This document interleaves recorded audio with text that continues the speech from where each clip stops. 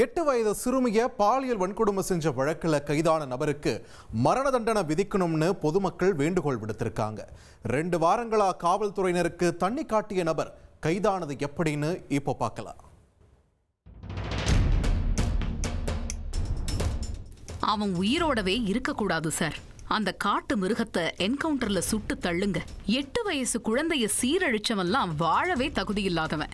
அவனை ஜெயில்ல வச்சு பராமரிக்கிறது இந்த பூமிக்கு தேவையில்லாத பாரம்.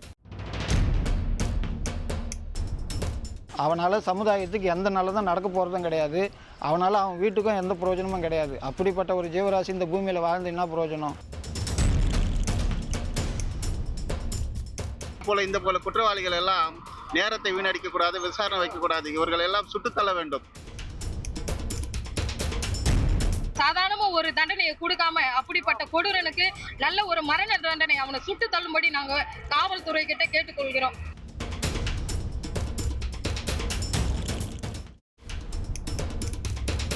கும்மிடிப்பூண்டி சிறுமி பாலியல் வன்கொடுமை வழக்கில் சந்தேகத்திற்குரிய நபரை காவல்துறையினர் கைது செய்திருப்பதாக அறிவித்த அடுத்த நொடியில் இருந்தே பலரும் எதிர்பார்த்தது அந்த நபரின் மரண செய்தியை தான். சாதாரண ஒரு வழக்க போட்டு அவனை நீதிமன்றத்துல ரிமாண்ட் பண்ணி அவனை அடைக்கிறத பதில் அவனை சுட்டு தள்ளணும். விசாரணை எல்லாம் இவர்களுக்கு தேவையே இல்லை. அரசாங்கம் இது போன்ற குற்றவாளிகளை தூக்கிலிட வேண்டும், இல்லை என்றால் உடனடியாக சுட்டு தள்ள வேண்டும் என்பதுதான் எங்களுடைய வேண்டுகோள். நாளைக்கு ஒரு குழந்தைய ஒருத்தனுக்கு தொட போனா பயம் வரணும். கடுமையான தண்டனையை உடனடியாக நிறைவேற்ற வேண்டும் என்று பாட்டாளி மக்கள் கட்சியின் சார்பில் கேட்டுக்கொள்கின்றோம். தமிழகத்தையே கொந்தளிக்க வைத்த 8 வயது சிறுமி பாலியல் வன்கொடுமை வழக்கில் 13 நாள் தேடுதல் வேட்டைக்கு பிறகு குற்றவாளி என அடையாளம் காணப்பட்ட நபரை காவல்துறையினர் கைது செய்துள்ளனர். ஆந்திராவில் இருந்து தமிழகம் அழைத்து வரப்பட்ட நபரிடம் விடிய விடிய விசாரணை மேற்கொண்டதில் பல திடுக்கிடும் உண்மைகள் வெளிச்சத்திற்கு வந்திருக்கிறது. கைதான நபருக்கு சட்டப்படி கடுமையான தண்டனை வழங்கப்படும் என காவல்துறையினர் நம்பிக்கை தெரிவித்திருந்த போதும் அவருக்கு மரண தண்டனை தான் விதிக்க வேண்டும் என வலியுறுத்தும் பொதுமக்கள் காலை முதலே காவல் நிலையத்தை முற்றுகையிட திரண்டனர்.